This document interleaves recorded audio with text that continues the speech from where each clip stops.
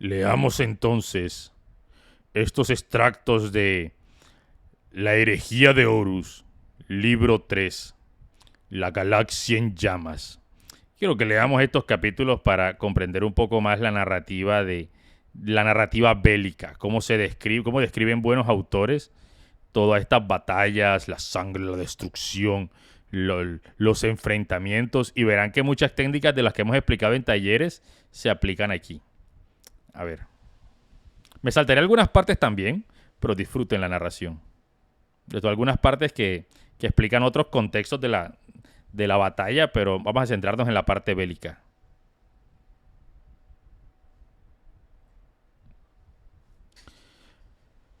Capítulo 11. Advertencia. La muerte de un mundo. El último octaniano. La primera vez que Saúl Tarvis vio la ciudad fue la magnífica orquídea de piedra que era el palacio del señor del coro. Se bajó de la vapuleada Thunderhawk en el techo de una de las alas del palacio, con la espectacular cúpula alzándose por delante de él. El humo procedente de los diversos combates que se extendían, librando en el interior, subía hacia el cielo erosionándose sobre sí mismo.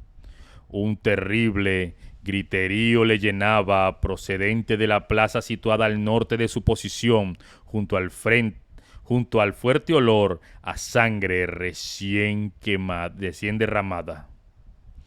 Tarvis captó todo aquello en una sola mirada, y lo sacudió la idea de que todo eso podía desaparecer en un golpe en cualquier momento. Vio a varios Adeptus Astarte avanzando por el techo en su dirección.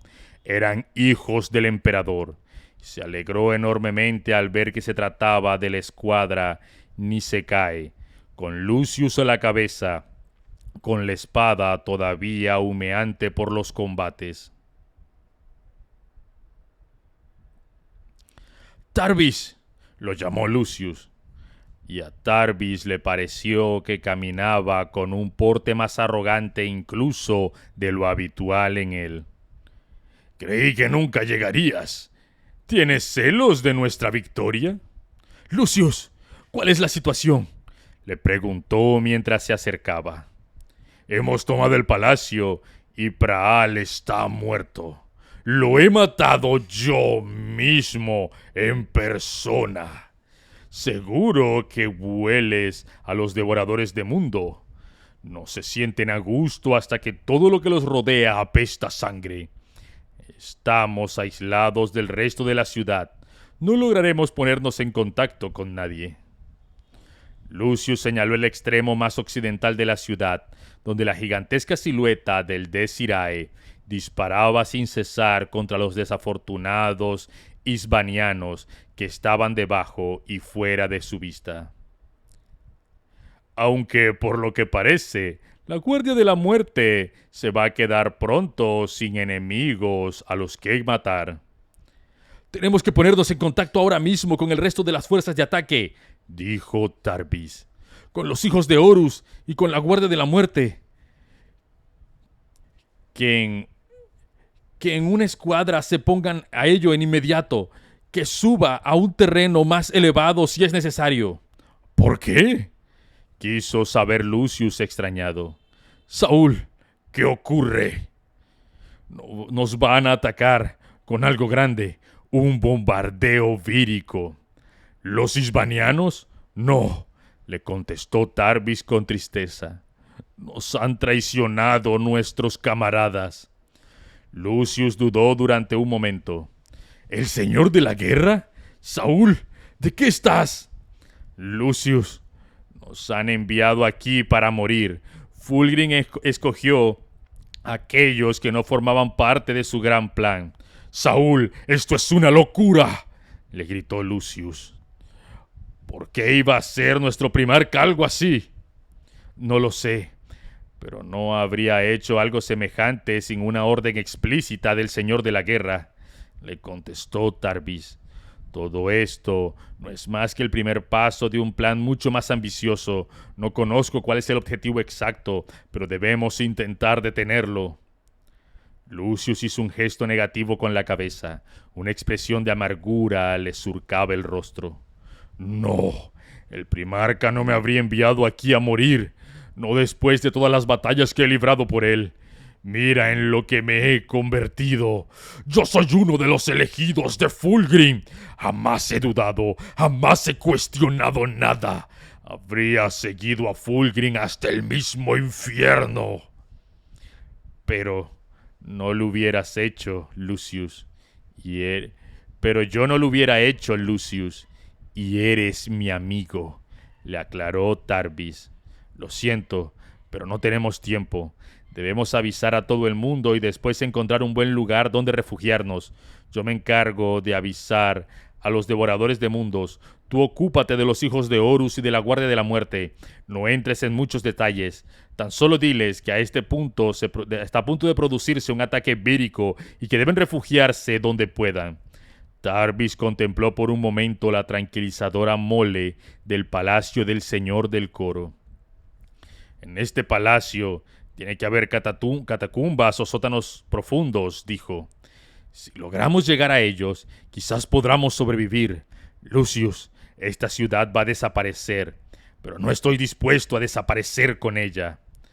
Haré que suba un oficial de comunicaciones, le contestó Lucius con un tono de voz furioso. Bien, no disponemos de mucho tiempo, Lucius. Las bombas empezarán a caer de un momento a otro. Esto es una rebelión, añadió Lucius. Sí, sí que lo es, le confirmó Tarbis. Lucius seguía bajando. Lucius seguía siendo, bajo sus cicatrices rituales, el soldado perfecto que siempre había sido. Un talismán cuya confianza en sí mismo se contagiaba a los guerreros que lo rodeaban. Tarbis sabía que podía confiar en él. Vete y busca al capitán Enler, dijo Lucius. Yo me encargaré de las otras legiones y haré que los nuestros se pongan a cubierto. Me pondré en contacto contigo. Hasta entonces, se despidió Tarbis. Lucius se volvió hacia la escuadra Nisicae y empezó a dar órdenes antes de echar a correr de regreso al interior de la cúpula. Tarbis también echó a correr, pero en dirección a la plaza situada al norte. Divisó la feroz batalla que se estaba librando allí y oyó los gritos y el chirrido de las espadas sierra. Levantó la mirada hacia el cielo matutino. Se estaba nublando. Las bombas víricas comenzarían a atravesar esa capa de nubes en cualquier momento. Caerían sobre toda la superficie de Isban 3 y morirían miles de millones de personas. Los soldados convencionales y los adeptus astartes morirían en la mitad de la tormenta de barro y fuego a lo largo de las trincheras y de los búnkeres que se extendían a lo largo de la franja occidental de la ciudad coral. El Desirae se estremecía por la cantidad de disparos que realizaba. El Moderatis Khazar los sentía todos y cada uno de ellos, como si el inmenso Volter vulcano de múltiples cañones estuviera en su propia mano. El titán había sufrido muchos impactos y tenía las piernas cubiertas por las marcas de explosiones de los cohetes. En el amplio pecho mostraba los surcos provocados por los proyectiles de cañones montados en los búnkers. Caesar también sentía todo aquello, pero una multitud de heridas no era suficiente para retrasar el avance del Desirae o hacerlo cambiar de rumbo. Su único propósito era la destrucción, y la muerte era el castigo que hacía sufrir a los enemigos del emperador. Caesar notaba el corazón hinchado de orgullo. Jamás se había sentido tan cerca de su emperador, tan unido con el dios máquina, un fragmento de la propia fuerza del emperador que éste había infundido al Desirae. «Haruken, vira a estribor», ordenó el príncipe Turnep desde la silla de mando. «Evita esos búnkers o dañarán la pierna izquierda». El Desirae giró hacia un lado y su inmenso pie arrasó los tejados de un grupo de búnkers antes de aplastar una serie de emplazamientos de artillería cuando se posó de nuevo en el suelo. Un puñado de soldados isbanianos salió como pudo de entre las ruinas y desplegó un grupo de armas pesadas de apoyo para empezar a disparar contra el titán que se alzaba por encima de ellos.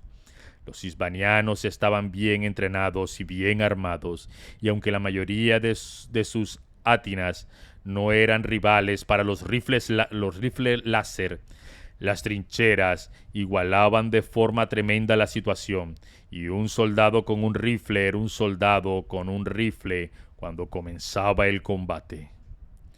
La Guardia de la Muerte mató a miles de soldados enemigos mientras se abrían paso por el sistema de trincheras, pero los isbanianos eran mucho más numerosos y no huían. En vez de eso, se había limitado a retroceder trinchera por trinchera, cediendo ante el implacable avance de la Guardia de la Muerte.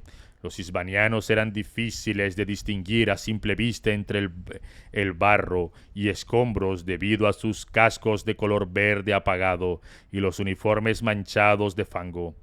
Pero los aparatos sensores del Desirae proyectaban una imagen muy bien definida en la retina del Caesar, que los captaba hasta el más mínimo detalle. Caesar disparó una indanada de proyectiles de gran calibre y contempló cómo las explosiones provocaban enormes columnas de barro y de cuerpos que volaban por el aire como salpicaduras de agua. Los isbanianos desaparecieron por completo, destruidos por la mano del emperador. Hay fuerzas enemigas concentrándose en el cuadrante delantero de babor, informó el Moderat Aruken. A Caesar la voz le sonó distante, como si se encontrara muy lejos en vez de al otro lado del puente de mando del titán. La Guardia de la Muerte puede ocuparse de ellas, respondió el príncipe Turnet. Concentraos en la artillería. Esa sí que puede hacernos daño. Debajo de Caesar, unas 4 figuras metalizadas de la Guardia de la Muerte relucieron alrededor de los búnkers cuando 2 escuadras lanzaron varias granadas por las portillas de las armas y después abrieron unas puertas a patadas para acribillar con los bolters a los isbanianos que todavía seguían vivos dentro o achicharrarlos con chorros de fuego de los lanzallamas. Los guerreros de la Guardia de la Muerte parecían un enjambre de escombros vistos desde la cabeza del Desirae. Los caparazones, que eran sus servoarmaduras, se deslizaban escurriéndose a través de las trincheras. Unos cuantos de los miembros de la Guardia de la Muerte yacían allá donde habían caído, abatidos por las descargas de artillería o por el enorme número de rifles de las tropas isbanianas, pero eran pocos comparados con la cantidad de cadáveres de isbanianos que habían tirados en cada una de las intersecciones de las trincheras. Los defensores estaban siendo obligados a retroceder metro a metro hacia el extremo más septentrional de la zona de las trincheras. Cuando llegaron al mármol blanco de una gran basílica que incluía una torre en forma de espiral que había allí, quedarían atrapados y acabarían del todo con ellos. Caesar cambió de posición el brazo del arma principal del Desirae para apuntar contra una retumbante posición de artillería que estaba situada a unos 500 metros de donde ellos se encontraban y que disparaba sin cesar proyectiles de gran potencia contra la línea de Guardia de la Muerte. «¡Príncipe!», gritó Caesar. «¡Artillería enemiga! En activo en el cuadrante oriental». El príncipe no le contestó. Estaba demasiado concentrado en escuchar con atención algo que estaba comunicando por el canal personal de mando. El príncipe asintió para mostrar su acuerdo con la orden que había recibido antes de dar nuevas instrucciones. «¡Alto! Aruken, que cese el movimiento de avance. Caesar, corta la alimentación de la munición. Caesar apagó de forma instintiva el ciclo giratorio del arma que retumbaba en el brazo del titán. El retroceso psíquico hizo que las conciencias le volviera al puente de mando. Ya no miraba a través de los ojos del Desirae, sino que estaba de regreso con sus oficiales camaradas. «¿Príncipe?», preguntó en voz alta mientras observaba las lecturas de los instrumentos. ¿Que se ha producido alguna avería? Si es así, no la veo. Los sistemas primarios parecen encontrarse en perfectas condiciones. No es una avería, le contestó Turnet con cierta brusquedad. Caesar apartó los ojos de la información que aparecía delante de él en columnas a las que en realidad no estaba mirando.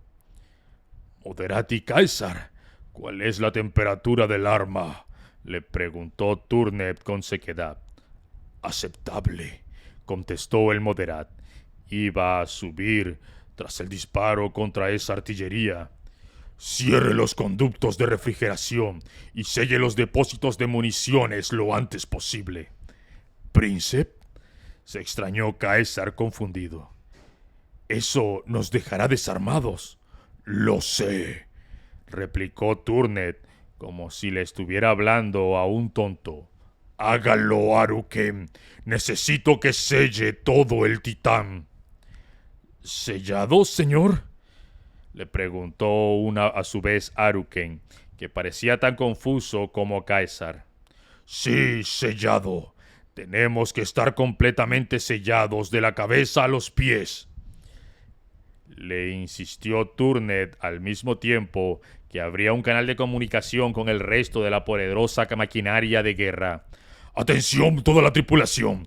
Ocupen los puestos de emergencia para ataque biológico ahora mismo. Se están cerrando las compuertas estancas. Sellen los conductos de refrigeración del reactor y prepárense para la pérdida de energía». «Príncipe», le llamó Haruken con voz agitada. «¿Se trata de un arma biológica o atómica?». «Los isbanianos poseen un arma cuya existencia desconocíamos», le contestó Turnet, pero Caesar se dio cuenta de que estaba mintiendo. La lanzarán dentro de poco. Tenemos que aislarnos o nos veremos afectados». Caesar miró la trinchera a través de los ojos del titán. La Guardia de la Muerte seguía avanzando por los búnkeres en ruina y el entramado de trincheras. «Pero, príncipe, los Adeptus Astarte». «Le he dado una orden, Moderati Caesar», le gritó Turnet, «y la cumplirá. Quiero que quedemos sellados, cada conducto, cada compuerta, o moriremos». Caesar ordenó mentalmente que el Desirae cerrara todas las escotillas y sellara todos los accesos, pero su reticencia provocó que estos procedimientos se realizaran con lentitud. Contempló en el campo de batalla cómo la Guardia de la Muerte continuaba abriéndose paso a través de la defensa de la ciudad coral, sin preocuparse en apariencia de lo que los isbanianos estuviesen a punto de lanzar contra ellos. El trono sabía qué clase de arma, o como si no lo supieran. La batalla continuó, pero el Desirae permaneció en silencio.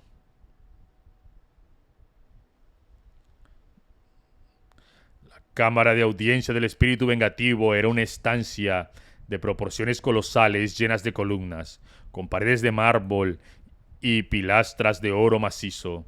La gloriosa opulencia del lugar no se parecía en nada que Siderman hubiera visto en su vida, y los miles de rememoradores que abarrotaban el lugar mostraban en los rostros una expresión muy parecida a los de los niños pasmados a los que les había enseñado una nueva y desconocida maravilla. El iterador vio muchos rostros conocidos, por lo que Supuso que todo el compartimiento de rememoradores asignado a la flota se encontraba presente allí para asistir a lo anunciado por el Señor de la Guerra. El propio Señor de la Guerra y Malogrus estaba en pie en una plataforma elevada situada al otro extremo de la estancia, demasiado lejos como para que fueran capaces de reconocer a Siderman o Mersadi o Eufrati. O al menos eso esperaba. ¿Quién sabía cuál era la agudeza visual de un Adestus Astarte? Por no hablar ya de la de un Primarca. Creo que me voy a saltar esta parte, que esta es la parte de la nave. Quiero volver a la batalla, que es lo que me interesa narrarles. Pregunta, ¿les está gustando? ¿Les está gustando? A mí me gustó un montón esta lectura, ¿eh? ¿Y a ustedes? Está bonito. Hotel Dominus Nox. Osito Sabroso es un nuevo legionario Prime. Muchas gracias, Osito Sabroso. Ok, vamos a volver a la batalla, que es lo que me interesa. Saltarnos esta parte. Aquí, otra vez. Vamos a leerla, ya que más da. No, es poco.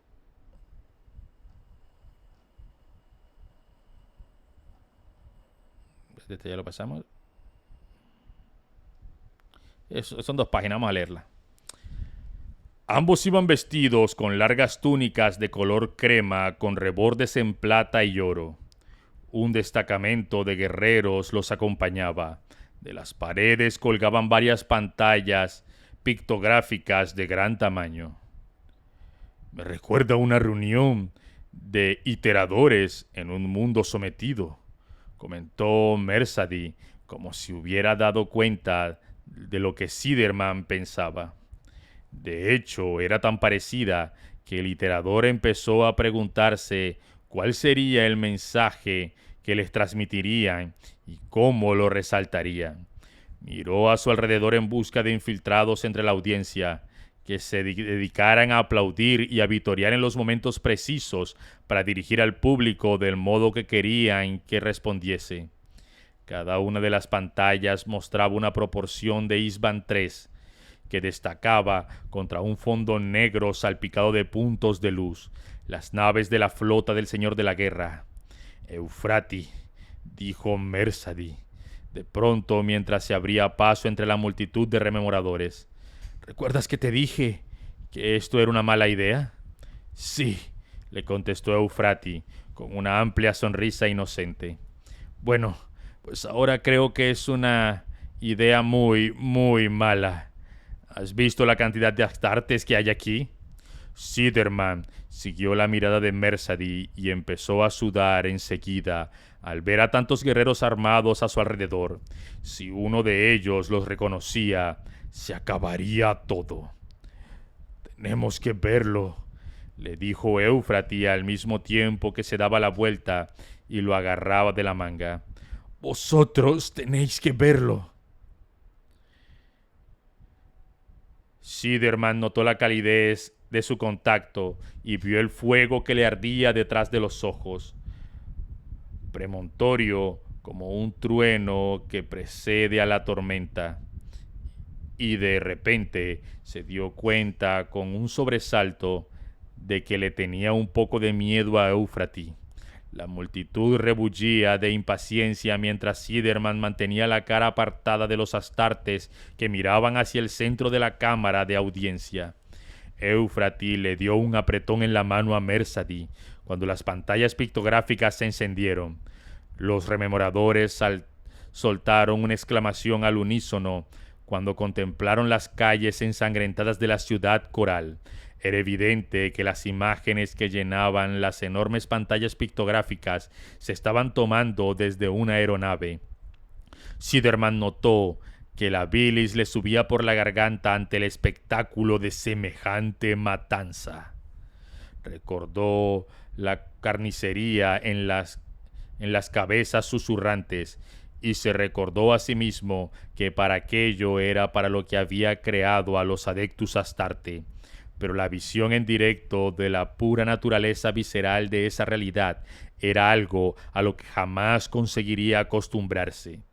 Las calles estaban llenas de cuerpos y los restos sanguinolentos cubrían casi toda la superficie visible, como si del cielo hubiera llovido sangre. Vosotros, los rememoradores, siempre estáis diciendo que queréis ver la guerra, dijo Horus con su voz que llegó con facilidad a todos los rincones de la cámara. Bueno, pues aquí la tenéis. Siderman se quedó contemplando cómo la imagen de la pantalla cambiaba y retrocedía girando en el aire para apuntar hacia el cielo oscuro y lleno de estrellas. Unas ardientes lanzas de luz caían al campo de batalla que se abría abajo. ¿Qué es eso?, preguntó Mersadi. ¡Son bombas!, le contestó Siderman con voz cargada de incredulidad. ¡Están bombardeando el planeta! Y así es como comienza, dijo Éufrate. La plaza era una visión realmente horrenda. La sangre llegaba hasta los tobillos y estaba cubierta por miles y miles de cadáveres. La mayoría estaban reventados por los impactos de los proyectiles de Volter, pero muchos estaban abiertos en canal por la espada sierra o simplemente les habían arrancado las extremidades.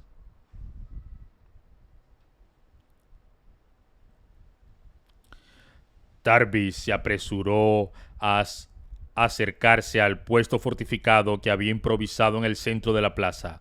Las murallas las formaban cuerpos apilados que se habían colocado entre las cápsulas de desembarco que se habían posado allí y que estaban en mal estado a causa del brusco aterrizaje. Un devorador de mundos con la armadura empapada de sangre y el rostro cubierto de cicatrices lo saludó con un gesto de asentimiento mientras trepaba por la espantosa rampa de cuerpos. Tenía la armadura tan cubierta de sangre que Tarbis se preguntó por qué no la habría pintado de rojo desde el principio. ¿El capitán Erlen?, le preguntó. ¿Dónde está? El guerrero no gastó saliva en contestar y le señaló con un gesto del pulgar al otro guerrero, de cuya placa pectoral colgaban flotando decenas de papeles de juramentos. Tarbis asintió para darle las gracias y comenzó a cruzar el puesto fortificado. Pasó al lado del Astarte herido a los que estaban atendiendo un apotecario que daba la impresión de haber luchado con la misma fiereza que cualquiera de sus pacientes. A su lado yacían dos devoradores de mundo que habían muerto. Habían quitado de en medio de sus cadáveres sin ceremonia alguna. Erlen alzó la mirada cuando vio que Tarbix se aproximaba. El capitán tenía el rostro marcado por las quemaduras sufridas en alguna otra batalla, y el hacha que empuñaba estaba tan cubierta de sangre coagulada que parecía más bien una masa. Por lo que parece, los hijos del emperador nos envían refuerzos, gritó Erlen, lo que provocó un coro de risas guturales en los demás devoradores de mundos. ¡Todo un guerrero! ¡Estamos de suerte! Seguro que el enemigo echa a correr cuando lo vea. Capitán, le saludó Tarbis cuando se reunió con él en la barricada de isbanianos muertos. Soy el capitán Saúl Tarbis y he venido para avisarlo de que tenemos que ponernos en cubierto todas las escuadras. ¿A cubierto? Eso es inaceptable, le contestó Erlen, al mismo tiempo que señalaba con un gesto del mentón el otro extremo de la plaza. Varias sombras se movían detrás de las ventanas de los edificios y en los espacios que los separaban. Se están reagrupando. Si ahora avanzamos en cualquier dirección, se nos echarán encima. Los isbanianos disponen de un arma biológica, le replicó Tarbis, a sabiendas de que era una mentira seria, lo único que convencería a los devoradores de mundos. Van a utilizarla. Matarán a todos los que se encuentren en la ciudad coral. ¿Que van a destruir su propia capital? Creí que este lugar era una especie de santuario para ellos, un lugar sagrado. Ya nos han demostrado lo mucho que aprecian a los suyos, contestó Tarbis con palidez, mientras señalaba los montes de cadáveres que tenía delante. Sacrifican esta ciudad con tal de acabar con nosotros. Expulsarnos del planeta les interesa más que mantener a salvo su ciudad. ¿Así que quieren que abandonemos nuestra posición?, le preguntó Erlen con un tono de voz indignado, como si Tarbis hubiera insultado personalmente su honor. ¿Cómo sabe todo eso? Acabo de bajar de órbita. Ya han disparado el arma. Si estamos en la superficie cuando el virus llegue, todos moriremos. Tiene que creerme. ¿A dónde sugiere que nos dirijamos? Al oeste de esta posición, capitán, le contestó Tarbis a tiempo que echaba un vistazo al cielo. El borde del sistema de trincheras estaba repleto de búnkeres. El borde del sistema de trincheras está repleto de búnkers y de refugios a prueba de bombas. Si sus hombres logran llegar, probablemente estarán a salvo allí. ¿Probablemente?, le soltó Erlen. ¿Eso es lo mejor que puede ofrecerme? El capitán de los devoradores de mundos se quedó mirando fijamente a Tarbis durante unos momentos. Si se equivoca, tendrá en sus manos la sangre de mis guerreros y lo mataré por ello. Lo entiendo, capitán, respondió Tarbis con voz cargada de urgencia. Pero no nos queda mucho tiempo. Muy bien, capitán Tarbis. Sargento Freiste, el flanco izquierdo. Sargento Grunt, el flanco derecho. Devoradores de mundos, avancen hacia el este. Armas en mano. Los devoradores de mundo desenvainaron las espadas y las hachas sierra. Las unidades de asalto cubiertas de sangre de los pies a la cabeza se apresuraron a colocarse en vanguardia y pasaron por encima de las improvisadas barricadas de cadáveres. ¿Viene con nosotros, Tarbis?, le preguntó Erlen. Tarbis se limitó a asentir mientras desenvainaba su espada ancha antes de seguir a los devoradores de mundo que habían empezado a cruzar la plaza. Aunque era un camarada de los Adeptus Astarte, mientras corría, sabía que era un extraño para ellos. Los devoradores de mundo avanzaban lanzando maldiciones y pisoteando los muertos en su carrera hacia la posible seguridad que ofrecían los búnkers. Tarbis volvió a levantar la mirada hacia la creciente capa de nubes y sintió que el pecho se le encogía. Las primeras estrellas ardientes ya estaban cayendo hacia la ciudad. Dios, es que está bien está buenísimo, ¿eh? Ha empezado, dijo Loken. La Choz levantó la vista del aparato de comunicaciones de campaña. Varios surcos de fuego atravesaron el cielo en dirección a la ciudad coral. Loken intentó calcular el ángulo de descenso y la velocidad de las llameantes columnas que caían en el lugar. Algunos de los proyectiles impactarían entre las torres del sagrario de la sirena, lo mismo que habían hecho las cápsulas de desembarco de los hijos de Horus unas pocas horas antes, y llegarían en cuestión de minutos. ¿Lucius ha dicho algo? No, contestó la Cos. Que es alguna especie de arma biológica. Eso fue todo. Sonaba como si se acababa de meter en otro combate. Tarik, gritó Loken, tenemos que ponernos a cubierto ahora mismo. Debajo del sagrario de la sirena. ¿Será suficiente? Si excavamos sus catacumbas a la profundidad suficiente, puede que sí lo sea. ¿Y si no? Pues, por lo que ha dicho Lucius, moriremos. Pues entonces será mejor que nos pongamos en marcha. Loken se dio la vuelta hacia los hijos de Horus que avanzaban a su alrededor. ¡Bombardeo! ¡Meteos en el sagrario de la Serena y dejad todo lo posible! ¡Ya! La torre del sagrario de la sirena, que estaba más cerca era una monstruosidad gigantesca cubierta de figuras serpenteantes y grotescas y de rostros de gárgulas burlonas. Sin duda, una visión tomada del infierno de los mitos isbanianos.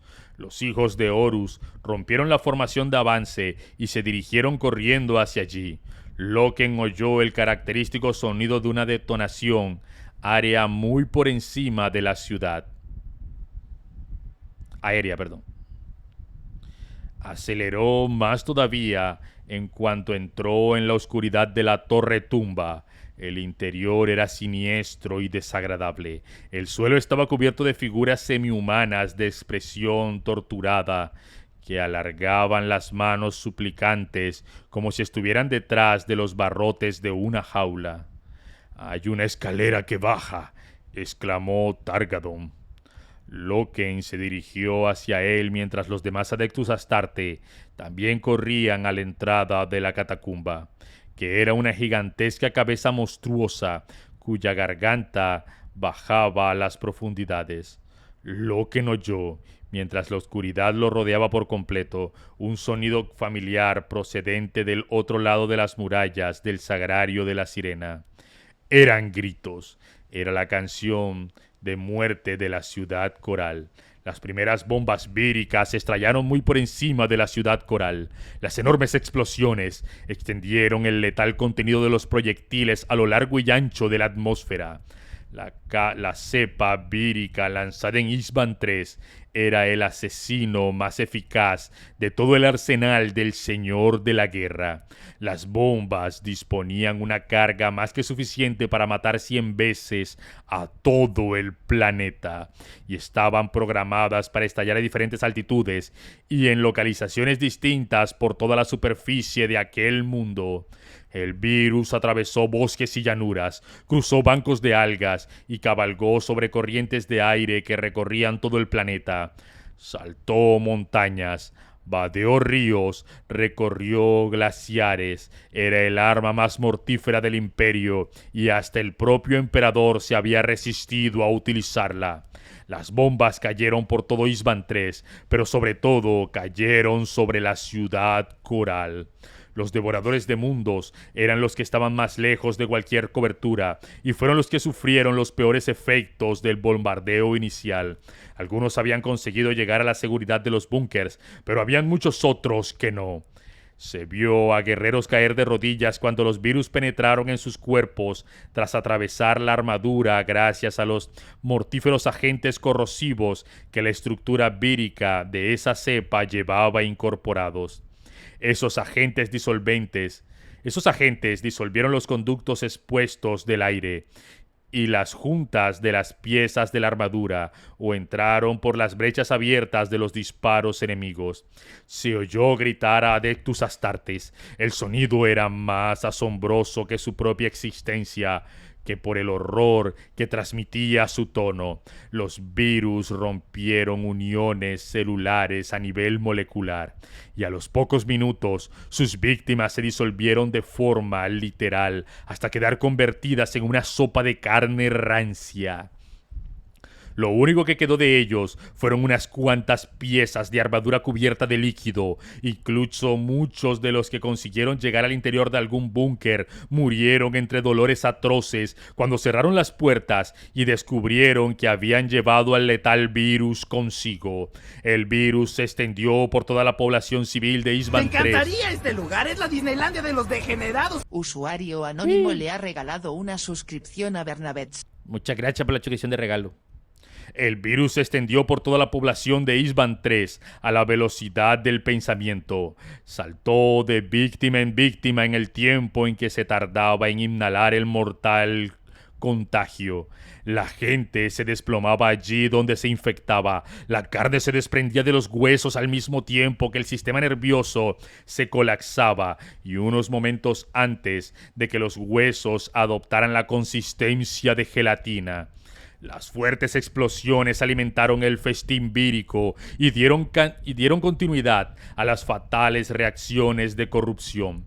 La propia letalidad del virus era su peor enemigo, ya que sin un organismo huésped que lo llevara de víctima en víctima, el virus se consumía a sí mismo con rapidez.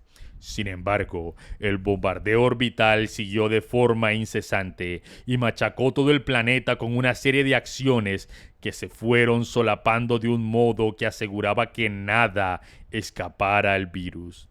Reinos enteros y estados vasallos de la superficie de aquel mundo fueron arrasados en cuestión de minutos.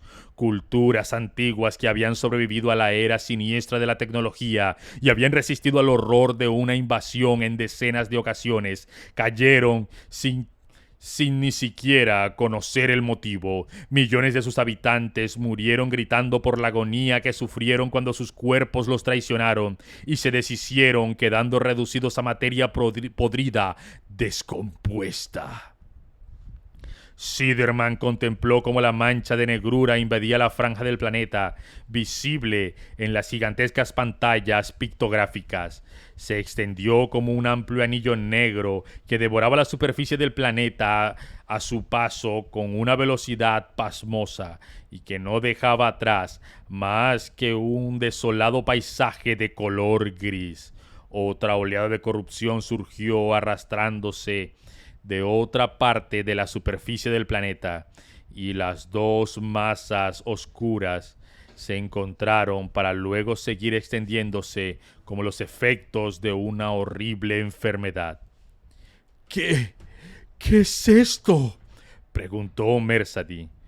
Vosotros ya lo habéis visto, le contestó Eufrati. El emperador os lo mostró a través de mí. Es la muerte. A Siderman se le revolvió el estómago cuando recordó la horrible visión de podredumbre, con la carne descomponiéndose ante sus propios ojos y una corrupción negra consumiéndolo todo a su alrededor. Esa era lo que estaba ocurriendo en Isban 3. Esa era la traición. Siderman sintió que la sangre se le helaba. Todo un planeta bañado por la inmensidad de la muerte notó un eco del miedo que sentía la gente de Isban 3, y ese miedo, multiplicado por todos aquellos millones de personas, se encontraban más allá de su capacidad de comprensión. «Sois rememoradores», le dijo Eufrati con voz triste. «Los dos, recordad esto y transmitidlo. Alguien debe saberlo». Él asintió con gesto ausente, demasiado paralizado por lo que estaba viendo como para contestar de ningún otro modo. «Vamos», le urgió Eufrati. «Tenemos que irnos». «¿Irnos?», le preguntó Mersadi entre sollozos, sin apartar la vista del planeta moribundo.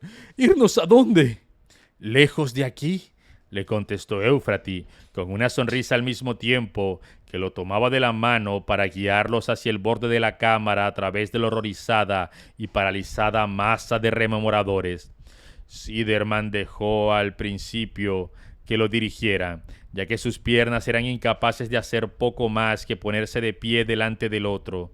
Pero cuando vio que lo estaba llevando hacia los Adeptus Astarte, que se alineaban en el extremo de la cámara, empezó a tirar de ella. «Eufrati», le dijo con un susurro, «¿qué estás haciendo? Si uno de esos Astartes nos reconoce». «Confía en mí, Kirill. Espero que lo haga», respondió ella. Eufrati lo llevó hacia un enorme guerrero que se mantenía apartado de los demás, y Siderman conocía lo suficiente el lenguaje corporal para darse cuenta de que aquel individuo estaba tan horrorizado como ellos por lo que estaba sucediendo. El Adeptus Astarte se volvió en su dirección. Su rostro estaba arrugado y parecía viejo, como el cuero desgastado por el uso. Eufrati se mantuvo delante de él. «Iacton, necesito que me ayudes». «Iacton Cruce». Siderman había oído a Loken hablar de él. El que se oye a medias. Era un guerrero a la antigua, cuyas opiniones no eran tenidas en cuenta por los escalafones superiores del mando. Un guerrero a la antigua. ¿Necesitas mi ayuda?, le preguntó Cruce.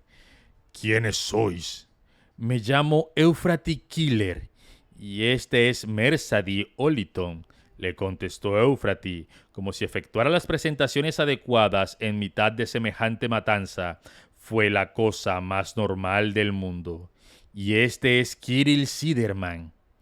Siderman se dio cuenta de la expresión de reconocimiento que apareció en el rostro de Cruz y cerró los ojos a la espera del inevitable grito que indicara que los había descubierto. Loken me pidió que cuidara de vosotros, fue lo que dijo Cruce. ¿Loken?, inquirió Mersadi. ¿Has sabido algo de él? Cruce hizo el gesto negativo con la cabeza. No, pero me pidió que os protegiera mientras estuviera fuera. Creo que ahora sé a lo que se refería. ¿Qué quieres decir?, le preguntó Siderman, a quien no le gustó nada en absoluto el modo en que Cruce no dejaba de lanzar miradas cautelosas a los guerreros armados que se alineaban a lo largo de las paredes de la cámara de audiencia. No importa, respondió Cruce. Y Acton, le dijo Euphrati con un tono de voz cargado de autoridad. Mírame, le ordenó. El Astarte de rostro curtido bajó la mirada a la delgada forma de Euphrati y Siderman sintió el poder de la determinación que recorría en el cuerpo de su amiga. Ya no serás más el que se oye a medias, le dijo al Astarte. Ahora tu voz se oirá con mayor fuerza que ninguna otra en toda la legión. Te aferras a las viejas usanzas y deseas que vuelva con la amable nostalgia de los venerables. Y Acton, esos días se han acabado aquí, pero con tu ayuda podemos hacer que regresen. ¿De qué estás hablando, mujer?, le preguntó Cruce con un gruñido. Quiero que recuerdes Cetonia, respondió Euphrati, y Siderman retrocedió al notar la sensación electrizante que le provocó la descarga de energía que surgió de ella, como si la propia piel de su amiga estuviera llena de poder. ¿Qué es lo que quieres saber de mi planeta natal? Tan solo lo veo en tu interior, Acton, le respondió Euphrati, mientras un suave brillo empezaba a iluminarle los ojos y la llenaba de promesas y seducción. El honor y la valentía a partir de las cuales se forjaron los lobos lunares. Tú eres el único que recuerda eso. Tú eres el único que queda, que todavía representa lo que es ser un Adeptus Astarte. No me conoces en absoluto, le replicó él, pero Siderman se dio cuenta de que las palabras de Euphrati le estaban llegando al corazón, que estaban rompiendo la barrera que los Astartes erigían entre ellos y los mortales. Tus hermanos te llaman el que se oye a medias, pero tú no se lo tienes en cuenta. Sé que es así porque un guerrero choniano es honorable y no le importan los insultos mezquinos. También sé que ya no se tienen en cuenta tus opiniones porque tu voz es la voz de una época pasada. Cuando la Gran Cruzada era una empresa noble, realizada no para conseguir beneficios, sino por el bien de toda la humanidad. Siderman contempló cómo el rostro de Cruce mostraba muy a las claras el conflicto que se estaba librando en el interior de su alma. La lealtad hacia su legión se enfrentaba a la lealtad hacia los ideales que la habían forjado en sus inicios. Finalmente sonrió con cierto pesar. Nada demasiado difícil, me dijo. Luego miró hacia el señor de la guerra y Malogrus. Vamos, seguidme, Les ordenó. ¿a dónde? Quiso saber Siderman. A un sitio seguro, Contestó Cruce. Loken me pidió que os protegiera, y eso es lo que pienso hacer. Ahora, callaos y seguidme. Cruce dio media vuelta y se dirigió hacia una de las múltiples puertas de la cámara de audiencias. Éufrates siguió al guerrero, y tanto Siderman como Mersadi se limitaron a trotar tras ella, sin tener muy claro hacia dónde se dirigía y por qué. Cruce llegó a la entrada, un amplio portal de bronce pulido que custodiaban dos guerreros, a los que indicó que se apartaran con un gesto cortante de la mano. Me llevo estos dos abajo, les informó. Tenemos órdenes de que nadie salga de la cámara, le dijo uno de los guardias. Y yo te doy nuevas órdenes, le replicó Cruce, con la voz cargada de una decisión que Siderman no había notado hasta ese momento ni en sus palabras anteriores. Echaos a un lado, ¿o vais a desobedecer la orden que os da un oficial superior? No, señor, contestaron los guerreros al mismo tiempo que hacían una reverencia. Luego abrieron la puerta de bronce. Cruce saludó a los guardias con un gesto de asentimiento e indicó a sus acompañantes que lo siguieran. Siderman, Éufrates y Mersadi abandonaron la cámara de audiencias. La puerta se cerró a sus espaldas con un retumbar sordo que resonó con el ruido de algo desagradable y definitivo. Los sonidos procedentes del planeta moribundo y de las exclamaciones de asombro se apagaron por completo de repente, por lo que el silencio que los rodeó se hizo tremendamente ominoso. ¿Y ahora qué hacemos?, quiso saber Mersadi. Os llevaré lo más lejos posible del espíritu vengativo, contestó Cruce. ¿Abandonamos la nave?, preguntó Siderman. Sí, ya no es segura para gente como vosotros. Nada segura en absoluto, le respondió Cruce. ¿Qué les ha parecido? ¿Qué les ha parecido hasta aquí? A mí me encanta ese capítulo, ¿eh? Se siente mucho como la antesala del desastre total. Sí, me encanta cómo describe todas las bombas víricas. Sí, es cine. Ojalá y nadie descubra las armas biológicas. Ta buena, si te adentra a lo que está pasando. Sorprende que con las pocas hojas cuenten tantos aspectos de la guerra, pero no sé si es por la traducción, pero sí tiene sus redundancias. Sí, tal vez es la traducción. Eso pasa mucho cuando hay traducciones, ¿eh? De hecho, esta no es la versión que yo leí, pero se parece bastante. Y también hay frases que son muy largas y también, no sé si se han dado cuenta que me toca respirar en medio de la frase. Pero sí, faltan comas, exacto. Pero también puede ser por la traducción. Hay palabras que en inglés son mucho más cortas y frases que quedan mucho más cortas. Entonces, sí, puede ser por eso. Pero sí hay frases que se sienten un poquito largas, ¿sí?, para leerla en voz alta. Digo, hay detalles así que a veces son por traducción. Pero los traductores también tienen que hacer bastantes marometas para... por lo menos hay palabras, hay frases totalmente en inglés que son redundantes para nosotros porque usamos la misma palabra. Es como para nosotros decir, te quiero tanto que te amo. O te quiero tanto que he llegado a amarte. Para el inglés es muy difícil esa frase de traducir sin hacer redundancia porque es como, para ellos amar y querer es una sola palabra. O sea, no tienen una palabra distinta. Es raro, es difícil para ellos. Quizás sea eso, sí. Pero la narración está bastante buena y me gusta que incluso si no les explico contexto de lo que está pasando, los mismos capítulos te dejan entrar bastante bien en eso.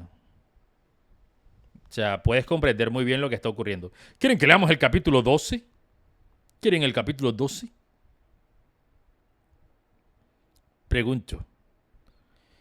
¿Le jalamos de una vez? Sí, mencionar el nombre mencionar varias veces los nombres, sí, son cosillas así que sí, sí quedan como muy a su manera. Ya que, dale, a ver. Uh, a ver, sigamos aquí entonces. Uy, la música de fondo está brutal, ¿eh? Le queda perfecta. Le queda perfecta la música de fondo. Si no tiene copy, lo subo con esta música de fondo al canal. Cuando resuba esta lectura. Capítulo 12. Limpieza. Que arda la galaxia. Dios máquina. Los sonidos de los últimos estertores de muerte de la ciudad coral llegaron en tremendas oleadas y se estrellaron como un tsunami contra el palacio del señor del coro. La gente caía podrida allá donde se encontrara, tanto en las calles que se encendían debajo del palacio como en el interior del propio edificio del palacio. Los cuerpos se deshacían en torrentes de carne que se desintegraban. Los habitantes se agolpaban en las calles para morir, aullando su miedo y su ira al cielo al mismo tiempo que imploraban a sus dioses que los ayudaran. Millones de personas gritaron a la vez y el resultado fue una terrible galerna manchada de negro. Una cantora de guerra flotaba por encima de todo aquello en un intento de olvidar la agonía y el terror que sentía con sus muertes. Pero el virus también acabó por afectarla y, en vez de cantar en alabanzas a los dioses de Isban, vomitó grandes bocanadas negras cuando el virus le destrozó las entrañas. Cayó como un pájaro herido, dando vueltas sobre sí misma mientras descendía hacia los moribundos que la esperaban abajo.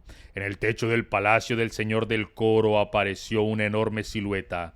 El anciano Raylanor caminó con pasos pesados hasta el borde del techo y se quedó contemplando las horrorosas escenas que estaban teniendo lugar abajo de él. La matanza vírica que se extendía entre los edificios, el cuerpo del Dreadnought de Raylanor estaba sellado al mundo exterior, mucho mejor sellado y de un modo más efectivo que las armaduras de los Adeptus Astartes normales. Y aquel viento letal lo azotaba sin hacerle daño alguno mientras contemplaba cómo se desarrollaba la muerte de la ciudad. Raylanor alzó un momento después la mirada hacia el cielo, donde arriba, muy arriba, la flota del Señor de la Guerra continuaba vaciando las últimas cargas mortíferas sobre la atmósfera de Isban 3. El viejo Dreadnought estaba solo, la única nota de paz en el horror aullante en que se había convertido la muerte de la ciudad coral. Me alegro de que estos búnkers sean sólidos, comentó el capitán Erlen. La oscuridad del búnker sellado tan solo se veía rota por los sonidos de la muerte que reinaban al otro lado de los gruesos muros. Muy pocos de los devoradores de mundos habían conseguido llegar hasta el entramado de búnkers que había en el sistema de trincheras para refugiarse en su interior. Esperaron en la oscuridad, escuchando con atención cómo el virus mataba a toda la población de la ciudad de un modo más efectivo del que jamás podrían lograr ellos con las hachas sierra. Tarbis se mantuvo entre ellos, escuchando en un mudo estado de horror la muerte de millones de personas. A los devoradores de mundo, aquello no parecía afectarlos en absoluto. La muerte de todos esos civiles no significaba nada para ellos. Los gritos se fueron acallando, sustituidos por el gemido sordo. El dolor y el miedo se entremezclaban en un distante rugido de muerte lenta. ¿Cuánto tiempo más podemos escondernos aquí, en la oscuridad, como ratas?, quiso saber Erland. El virus se consumirá a sí mismo en muy poco tiempo, le contestó Tarbis. Para eso fue diseñado, para acabar con todo lo que estuviera vivo y dejar el campo de batalla despejado para que se tomara sin problemas. ¿Cómo lo sabes? Le preguntó Erland. Tarbis lo quedó mirando. Podía decir la verdad a Erland y sabía que se lo merecía, pero ¿de qué serviría? Incluso era posible que los devoradores de mundos lo matasen allí mismo por decir algo semejante. Después de todo, su propio primarca formaba parte de la conspiración del Señor de la Guerra. Será mejor que tengas razón, gruñó Erlen, al parecer nada satisfecho por la respuesta de Tarbis. No me quedaré aquí escondido durante mucho tiempo. El capitán de los devoradores de mundo miró a sus guerreros. Los cuerpos cubiertos de armaduras ensangrentadas se agolparon en la oscuridad del búnker. Alzó el hacha para llamar a uno de ellos. Grudge, ¿te has puesto en contacto con los hijos de Horus? No todavía, contestó el tal Grudge. Tarbis vio que se trataba de todo un veterano, con numerosos implantes corporales que le sobresalían a lo largo del cuero cabelludo. Se oyó el sonido de algunas comunicaciones, pero no captó nada directo. Entonces, ¿siguen vivos? Es posible. Erlen hizo un movimiento negativo con la cabeza. Nos han pillado. Pensé que ya teníamos tomada la ciudad y nos han pillado. Nadie podía saberlo, le dijo Tarbis. No hay excusa posible, replicó Erlen con una expresión ceñuda en el rostro. Los devoradores de mundo siempre deben ir más lejos que el enemigo. Si ellos se lanzan al ataque, nosotros cargamos contra ellos. Si se atrincheran, los sacamos de sus defensas. Cuando matan a nuestros guerreros, nosotros destruimos sus ciudades. Pero esta vez el enemigo ha ido más allá que nosotros. Atacamos su ciudad y ellos la han destruido para acabar de paso con nosotros. No, Tarbis, esta pelea era nuestra. Los hijos del emperador y los hijos de Horus debían encargarse de descabezar a la bestia, pero a nosotros nos tocaba arrancarle el corazón. A este enemigo no se le podía hacer retroceder lleno de miedo o pensar que desorganizarían completamente confundido. Había que matar a los isbanianos. Lo querían reconocer o no las demás legiones, a los devoradores de mundo nos tocaba la tarea de tomar esta ciudad, y nosotros aceptamos la responsabilidad de nuestro fracaso. No es vuestra responsabilidad, insistió Tarbis. Un guerrero de menor valía se excusa en que sus fracasos son culpa de sus comandantes, replicó Erlen. El Adeptus Astarte se da cuenta de que no son solo suyos. No, capitán. Entiendo lo que quiere decir. Captó algo, dijo Grudge desde el otro extremo del búnker, interrumpiéndolo de repente. ¿Son los hijos de Horus?, le preguntó Erlen. Grudge negó con la cabeza. La Guardia de la Muerte. Se pusieron a cubierto en los búnkers que se extienden hacia el oeste. ¿Qué dicen? Que el virus está desapareciendo. Entonces dentro de poco podremos salir, comentó Erlen con evidente alegría. Si los isbanianos regresan para recuperar su ciudad, nos encontrarán esperándolos. No, dijo Tarbis, llevándole la contraria. Todavía queda una etapa más del ataque vírico por llegar. ¿Cuál es?, exigió saber Erlen. La tormenta de fuego. ¿Por fin lo veis?, se dirigió Horus a la asamblea de rememoradores allí reunida. Esto es la guerra. Esto es crueldad y muerte. Esto es lo que hacemos por vosotros. Y a pesar de eso, apartáis la cara. Los hombres y mujeres del gentío se abrazaban entre ellos, sollozando ante aquel monstruo monstruoso genocidio, incapaces de comprender la escala de aquella matanza que acababa de cometerse en el nombre del imperio. Habéis venido a mi nave a escribir crónicas de la Gran Cruzada, y hay mucho que contar de lo que hemos logrado. Pero las cosas cambian y los tiempos avanzan, continuó diciendo Horus, mientras los guerreros del Adeptus Astarte, que se encontraban a lo largo de las paredes de la cámara, cerraban las puertas y se colocaban delante de ellos con volters preparados a la altura del pecho.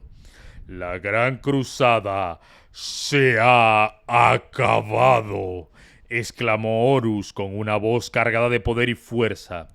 Los ideales sobre los que se basaban están muertos, y por lo que hemos luchado no es más que una mentira. Hasta ahora. Ahora yo haré que la cruzada vuelva a su cauce adecuado y rescataremos a la galaxia del abandono que sufre a manos del emperador. Se oyeron varias exclamaciones de sorpresa y unos cuantos gemidos por la cámara ante la palabra de Horus, y éste disfrutó de la libertad que sentía al poder decirlas en voz alta. La necesidad de secretos y de engaños había desaparecido. Ya podía desvelar la grandeza de sus planes para la galaxia y dejar a un lado la falsa apariencia para revelar sus verdaderas intenciones. Os echáis a llorar, pero los simples mortales no podéis comprender la envergadura de mis planes, dijo Horus a continuación, y también disfrutó de la mirada de pánico que empezaron a extenderse por toda la cámara de audiencias. Jamás iterador alguno tuvo a una multitud tan pendiente de él y de sus palabras. Por desgracia, todo esto significa que no hay sitio para nadie como vosotros en nuestra cruzada. Me dispongo a embarcarme en la mayor guerra jamás librada en toda la galaxia y no puedo permitirme distracción alguna de aquellos que albergan cualquier clase de deslealtad. Horus sonrió. Era la sonrisa de un verdugo angelical. «Matadlos», ordenó. «A todos». Los disparos de Volter acrimillaron a la multitud cumpliendo la orden del señor de la guerra. La carne se abrió en explosiones humeantes y un centenar de cuerpos cayó en la primera andanada. Los gritos comenzaron cuando el gentío intentó escapar de los astartes que se dirigían hacia ellos, pero no había escapatoria alguna. Las bocachas de los Volter centellearon y las espadas sierra rugieron mientras subían y bajaban, matando. La matanza tardó menos de un minuto en cumplirse, y Horus dio la espalda a los muertos para contemplar los últimos estertores agónicos de Isban III. Abaddon surgió de las sombras, desde donde todo él como Malogrus habían observado la matanza de rememoradores. «Mi señor», le saludó Abaddon, realizando una profunda reverencia. «¿Qué ocurre, hijo mío?» «Los sensores de la nave confirman que el virus casi se ha consumido». «¿Qué hay de los niveles de gases?» «Se salen de la escala, mi señor», le informó Abaddon con una sonrisa. «Los artilleros esperan vuestra orden». Horus siguió contemplando las venenosas nubes que se arremolinaban, envolviendo el planeta que se hallaba a sus pies. Lo único que haría falta sería una simple chispa. Se imaginó que el planeta era el extremo deshilachado de una mecha que haría estallar la galaxia con un conflicto devastador y que llegaría a su final inexorable en Terra. «Ordena que disparen los cañones», dijo Horus con voz fría. «¡Que arda la galaxia!» «Que el emperador nos proteja», murmuró el Moderati Caesar, incapaz de ocultar el horror que sentía, y sin importarle quién pudiera oírle. El espeso miasma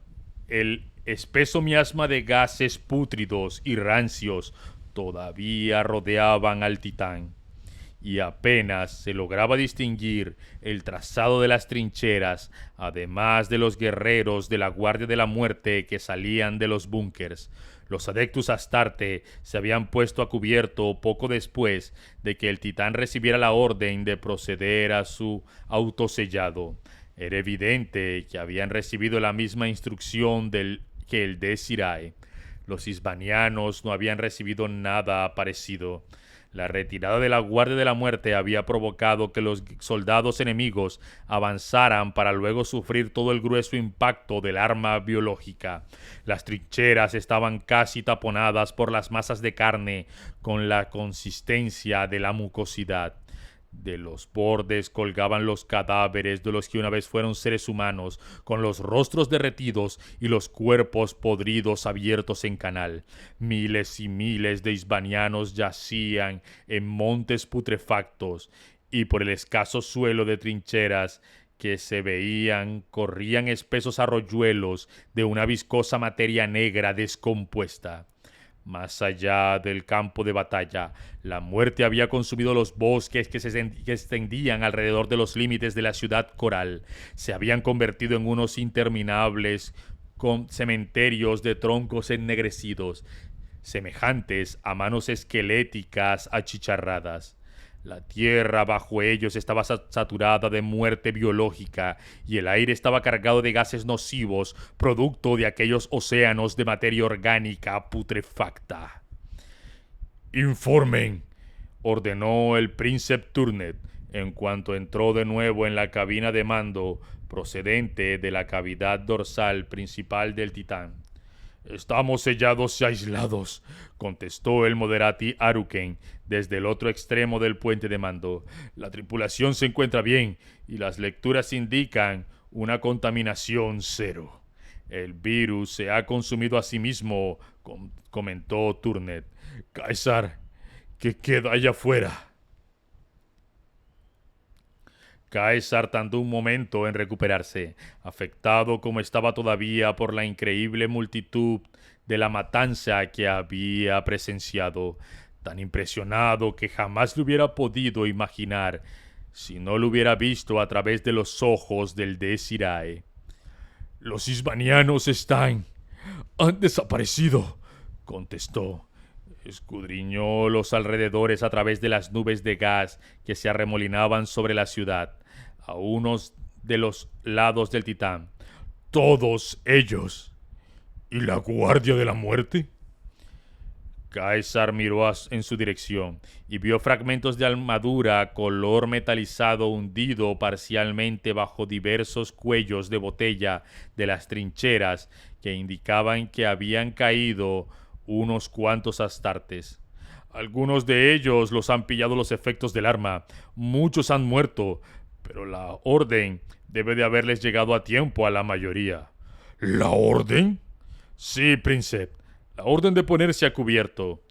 Turnet miró por el ojo del Titán situado al lado del puente de mando de Aruken y vio a los guerreros de la Guardia de la Muerte a través de una neblina verdosa.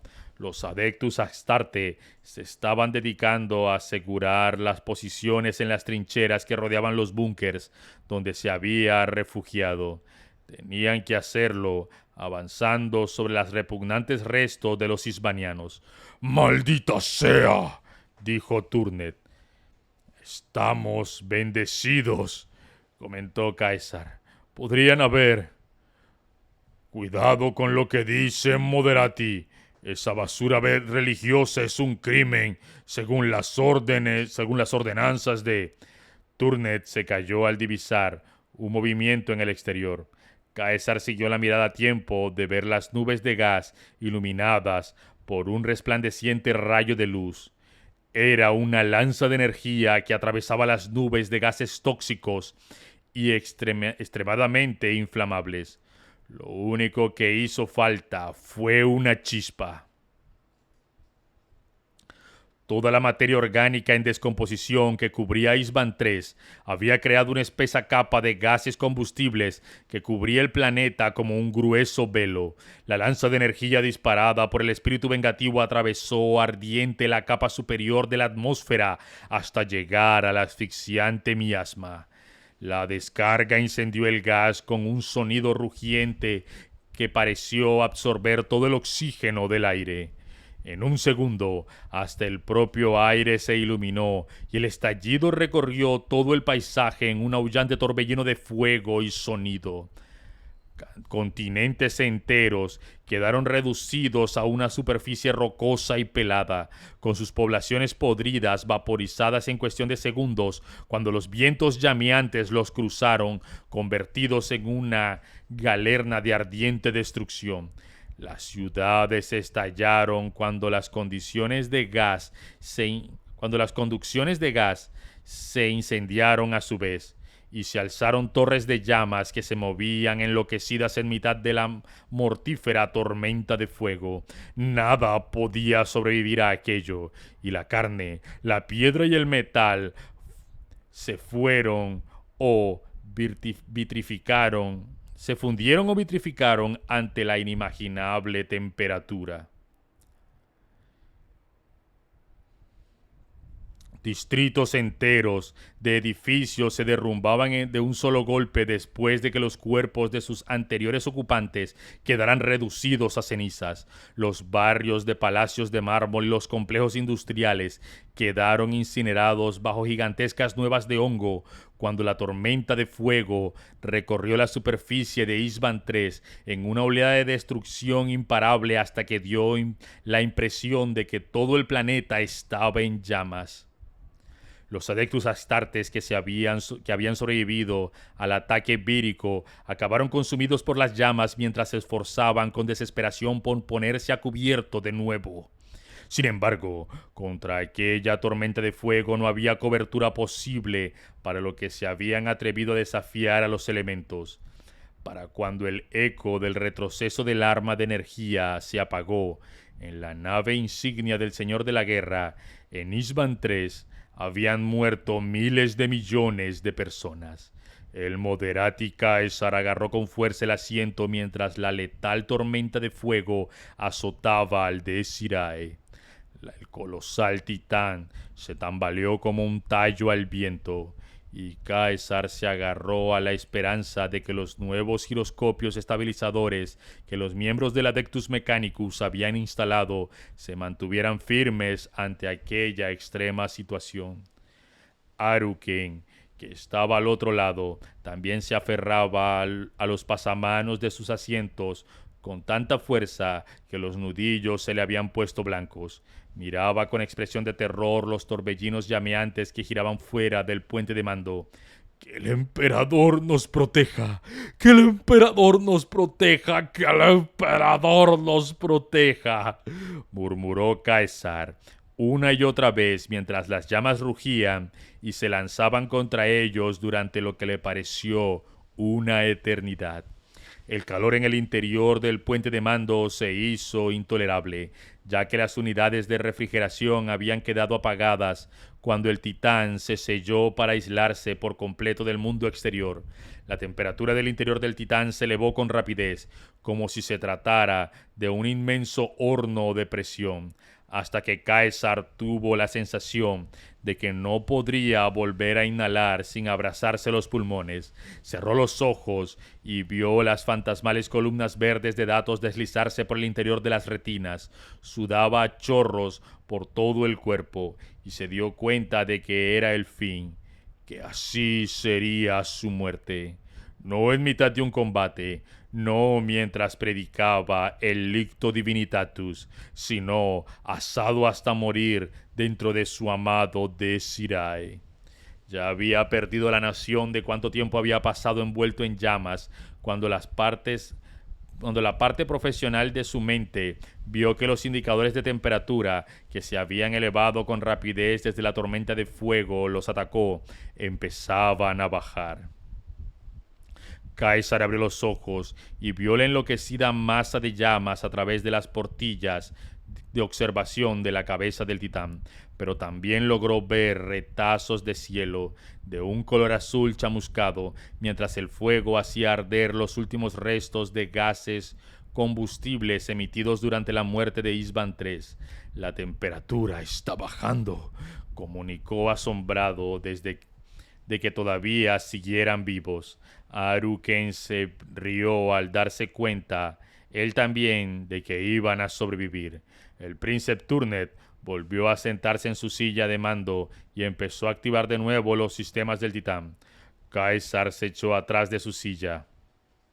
El cuerpo estaba empapado allí donde el sudor se había acumulado. El cuero, estaba empapado allí donde el sudor se había acumulado. Vio las pantallas y los indicadores exteriores encenderse cuando el príncipe abrió los sistemas al mundo que había al otro lado de las paredes del titán. «¡Comprobaciones de sistema!», ordenó Turnet. Haruken asintió mientras se enjugaba con su manga el sudor que le empapaba la frente. «Las armas se encuentran en estado operativo, aunque tendremos que tener cuidado con la cadencia de fuego, ya que todavía se encuentran a una temperatura elevada». «Confirmo», dijo Caesar. «No podemos disparar las armas de plasma durante cierto tiempo. Probablemente estallaría todo el brazo si lo intentáramos». «Entiendo», respondió Turnet. «Inicien procedimiento de enfriado de emergencia. Quiero que esas armas estén en condiciones de disparar lo antes posible».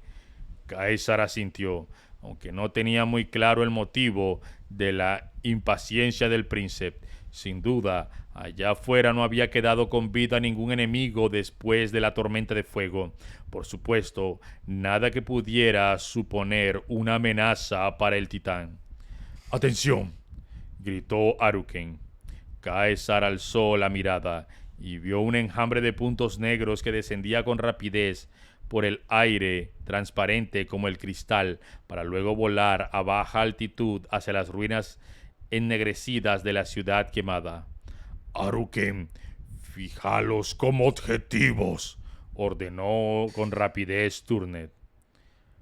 «Son cañoneras», le informó Haruken. «Se dirigen hacia el centro de la ciudad, a lo que queda del palacio». «¿Amigas o enemigas?». «No puedo decirlo todavía». Caesar se echó hacia atrás en su silla y dejó que los filamentos de los sistemas de control del titán se acoplaran de nuevo a su mente. Puso en marcha los sistemas de puntería de la máquina de guerra y su visión se convirtió en la retina que se aproximaba a gran velocidad hacia la formación de cañoneras que estaba a punto de desaparecer entre los edificios destrozados y quemados de la ciudad coral. Vio un esquema de pintura de color blanco hueso con rebordes azules y el símbolo de unas fauces de grandes colmillos que se cerraban sobre un planeta. «¡Devoradores de mundos!», dijo en voz alta. «¡Son devoradores de mundos!».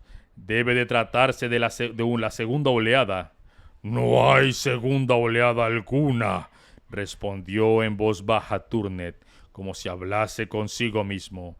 «Haruken, eleve el mástil de comunicación y ponme en contacto con el espíritu vengativo». «¿Con el mando de la flota?», preguntó Haruken. «No, directamente con el señor de la guerra», replicó Turnet. Y Acton Cruce los condujo por los pasillos del espíritu vengativo. Dejaron atrás las salas de entrenamiento y la corte de Lupercal. Recorrieron corredores serpenteantes por los que jamás antes habían pasado. Ni siquiera se habían estado ocultando de Maggard y de Melogrus. El corazón de Siderman le golpeaba con fuerza las costillas. Sintió una curiosa combinación de alivio y de pena cuando por fin se dio cuenta del destino del que Cruce los había salvado. Había muy pocas dudas de lo que les había ocurrido a los rememoradores que habían acudido a la Cámara de Audiencias. La idea de que tantas personas con una capacidad creativa maravillosa hubieran sido sacrificadas para servir a los intereses de gente que no poseía entendimiento alguno sobre el arte o los procesos creativos lo enfurecía y lo entristecía a la vez en igual medida.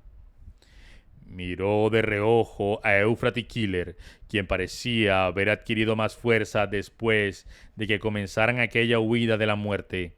Tenía el cabello dorado y los ojos brillantes, y aunque seguían mostrando una piel muy pálida, aquello solo resaltaba el poder que residía en su interior.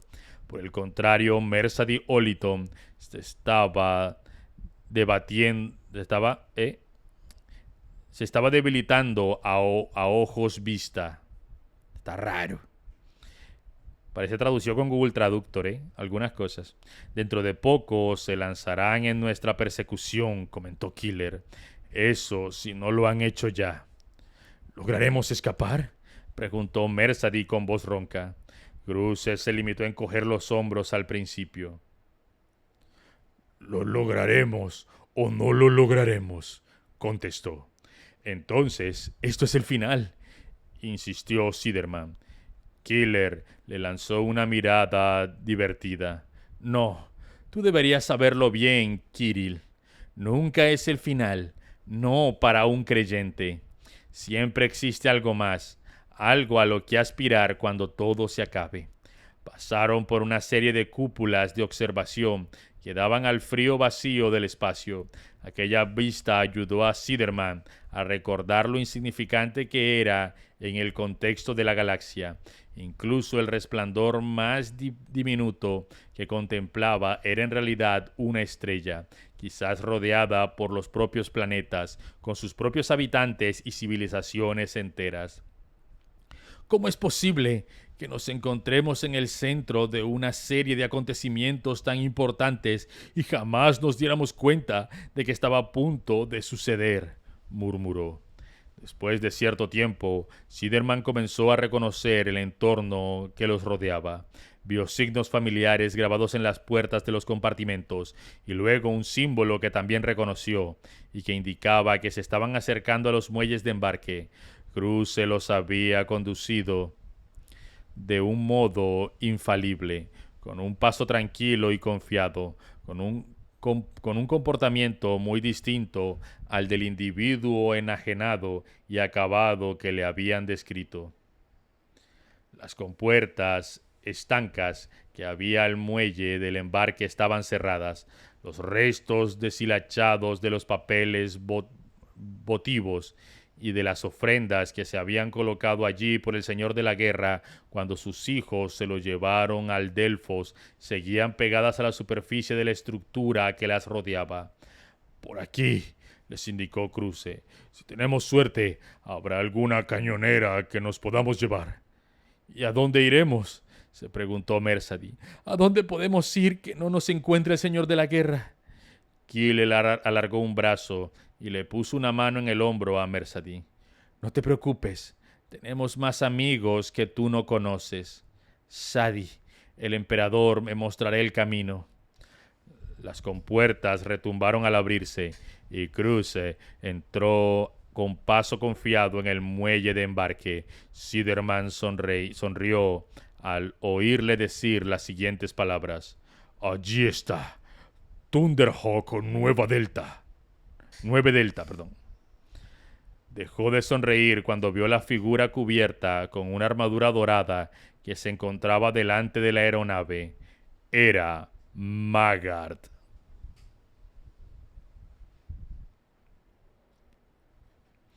Saúl Tarvis contempló con atención la expresión de absoluta incredulidad que apareció en el rostro del capitán Erlen cuando se dio cuenta de la magnitud de la destrucción que había provocado la tormenta de fuego. No quedaba nada de la ciudad coral que pudiera reconocer, ni un trozo de tejido vivo que habría sobrevivido, quemado hasta sus átomos esenciales por las llamas que habían rugido y aullado tras el ataque vírico. Todos y cada uno de los edificios estaban ennegrecidos, quemados y destruidos. Ishban III era lo más parecido a una visión del infierno. Algunos de los edificios derribados continuaban ardiendo mientras los últimos materiales combustibles se consumían. Unas altas columnas de fuego subían hacia el cielo desafiando la gravedad. Eran las tuberías de carburantes y las refinerías. que continuarían ardiendo hasta que se quedaran sin reservas. El hedor a metal achicharrado y la carne quemada era intenso y penetrante. Lo que se extendía ante ellos era irreconocible respecto al mismo lugar donde se había combatido tan solo unos pocos minutos antes. ¿Por qué? Se limitó a preguntar Erlen. No lo sé, contestó Tarbis, aunque deseó poder contarle algo más al devorador de mundos. Esto no es obra de los hisbanianos, ¿verdad? Inquirió Erlen. Tarbis quiso mentirle, pero supo que su camarada capitán se daría cuenta al instante de que lo hacía. No, no han sido ellos. ¿Nos han traicionado? Tarbis asintió. ¿Por qué? Repitió Erlen. Hermano, no tengo las respuestas que buscas, pero si esperaban matarnos de un solo golpe, han fallado. Y los devoradores de mundos les harán pagar por ese error, le juró Erlen en el mismo momento que un nuevo sonido se alzaba por encima del chasquido de los edificios en llamas y de los cascotes que se derrumbaban. Tarbis también lo oyó y levantó la mirada justo a tiempo para ver una escuadrilla de Thunderhawks que se dirigían hacia su posición, procedentes de las afueras de la ciudad. Las ráfagas cayeron como lluvia ardiente y atravesaron las ruinas que los rodeaban, abriendo agujeros en el mármol ennegrecido del suelo. ¡Aguantad!, gritó Erlen. Los proyectiles de gran calibre acribillaron el suelo entre los devoradores de mundo cuando las cañoneras pasaron rugiendo por encima de ellos. Tarbis se agazapó al lado de la abertura que había dejado una ventana destrozada. Al lado de Erlen oyó a unos devoradores de mundo lanzar unos gruñidos de dolor cuando uno de los proyectiles lo acertó de lleno. Las cañoneras pasaron de largo y ascendieron por el cielo. Luego viraron sobre el arrasado palacio y se dispusieron en un ángulo de vuelo que les permitía efectuar otra pasada. Joder, les han tirado de todo, lo que aguantó esta gente. ¡Armas pesadas! ¡Disparad una vez contra ellas!, aulló Erlen. De los huecos que se abrían bajo los tejados parcialmente desplomados surgieron ráfagas de los volter pesados y la ocasional descarga de color rubí del rayo de un cañón láser. Tarbis se agazapó de nuevo detrás de la ventana cuando llegó el fuego de respuesta de las cañoneras y provocó nuevas explosiones entre los devoradores de mundo. Cayeron unos cuantos, que salieron despedidos por los aires o quedaron despedazados en el mismo lugar donde estaban. Uno de los devoradores de mundo se desplomó al lado de Tarbis, con la parte posterior de la cabeza convertida en un palpitante masa de carne roja. Las cañoneras volvieron a virar y abrieron de nuevo su posición. Tarbis se dio cuenta de que los devoradores de mundo, apostados en tierra, habían centrado por fin las cañoneras en el punto de mira cuando atacaron por tercera vez. Los disparos de respuesta se hicieron más certeros y una de las cañoneras se desplomó del cielo, echando fuego por los motores hasta que se estrelló contra un edificio todavía en llamas, donde estalló en 1000 pedazos. El capitán de los hijos del emperador vio decenas de Thunderhawks. Sin duda se trataba de todo el arsenal aéreo de los devoradores de mundos. Las cañoneras que volaban en vanguardia descendió en la mitad de las ruinas y se quedó sobrevolando el suelo a poca altura. Luego desplegó la rampa de salto y los disparos de Volter acribillaron la cobertura. Erlen se volvió hacia Tarbis. «Esta es nuestra lucha», le gritó por encima del estruendo de las armas. «¡Lárgate de aquí!». «Los hijos del emperador jamás retroceden», le replicó Tarbis al mismo tiempo que desenvainaba la espada. «Si lo hacen ante algo semejante». Ningún marín espacial podía haber sobrevivido a la granizada de disparos que había acribillado al interior de la cañonera. Pero lo que traspasaba aquella nave no era un marín espacial cualquiera. Lanzando un rugido como el de un animal de presa, Angron salió de un salto de la cañonera y aterrizó con un tremendo crujido en mitad de la ciudad en ruinas. Era un monstruo de leyenda, enorme y terrible. El horrible rostro del primarca estaba más deformado todavía por una expresión de odio. Las enormes hachas sierra que empuñaba estaban llenas de muescas y de manchas de sangre resecas tras décadas de matanza.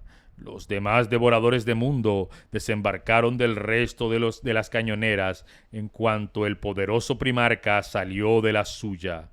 Miles de devoradores de mundos fieles al Señor de la Guerra siguieron a su primarca con el nuevo ataque de la ciudad coral. Lanzaron gritos de combate que eran eco del aullido bestial que rugía Angron mientras cargaba contra sus antiguos hermanos.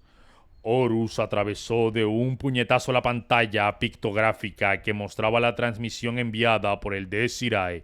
La imagen de las cañoneras de los devoradores de mundos se dispersaron, se desintegró bajo el golpe cuando descargó la rabia que sentía ante el desafío mostrado por Angron, uno de sus aliados. No, uno de sus subordinados había desobedecido una orden directa. Eximan, Abaddon, Erebus y Malogrus lo miraron con gesto cauteloso. Horus imaginó la emoción que sentía ante la noticia del impetuoso ataque de Angron contra los supervivientes del bombardeo vírico. Que hubiese supervivientes ya era bastante irritante de por sí, pero los actos de Angron habían provocado un nuevo giro completamente distinto a la campaña de Isban, y sin embargo, estoy sorprendido, comentó conteniendo la rabia. Mi señor de la guerra, le dijo Aximan. ¿Qué queréis que...? Angron es un asesino nato, lo cortó Horus al mismo tiempo que se daba la vuelta hacia su hijo del Mournival. Soluciona los problemas de forma violenta, pero ataca después piensa. Si es que piensa alguna vez, y jamás preví algo así, ¿qué otra cosa podía hacer Angron cuando viera que había sobrevivientes de una legión? Buenas tardes, señor. Déjeme estrechar su mano de poeta. Hola, ¿qué tal, Overlord? Ha enviado 18 cochinitos. Buenas. Estamos leyendo la herejía de Horus en la galaxia en llamas. Está bien mamalona. Tomen asiento, tomen palomitas, traigan un refresco y vamos a leer. ¿Dónde me quedé? ¿Qué cosa podría hacer Angron cuando viera que había sobrevivientes de su legión en la ciudad coral? ¿Se iba a quedar sentado contemplando cómo el resto de la flota los bombardeaba desde la órbita? Nunca. Y a pesar de todo, no hice nada. Horus miró los destrozados restos de la pantalla pictográfica. No permitiré nunca más que algo me sorprenda de este modo. No habrá giro del destino que no vea venir.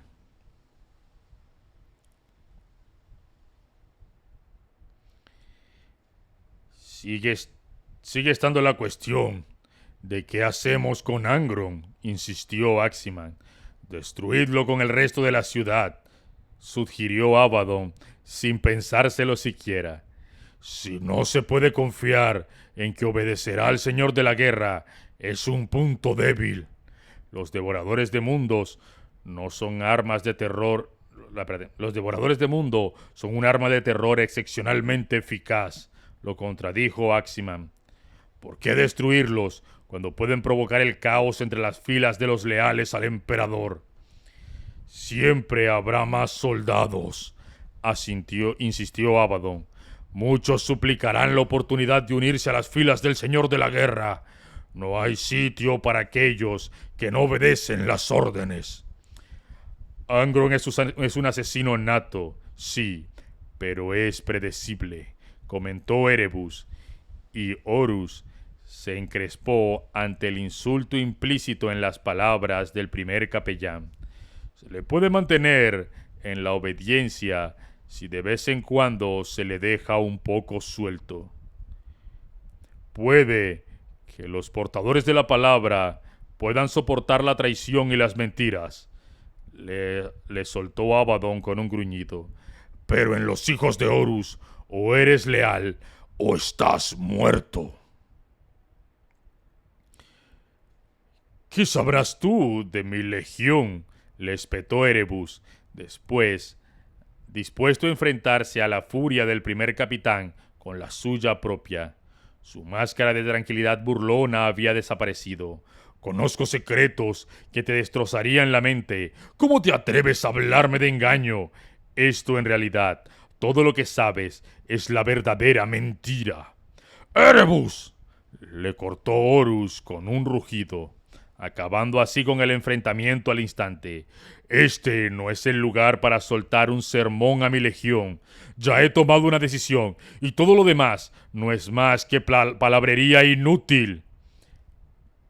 Entonces, ¿Angron quedará destruido en el bombardeo?, le preguntó Malogrus. No, contestó Horus, no será así.